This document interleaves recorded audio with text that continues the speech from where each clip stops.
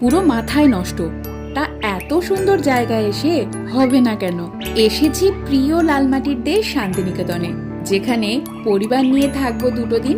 জানি মনোমুগ্ধ হয়ে কাটবে সময় সোনাঝুরি হাটের মাঝে। আমাদের এই রিসর্ট নাম রাম শ্যাম। এটি একেবারে সোনাঝুরি হাটের মাঝে।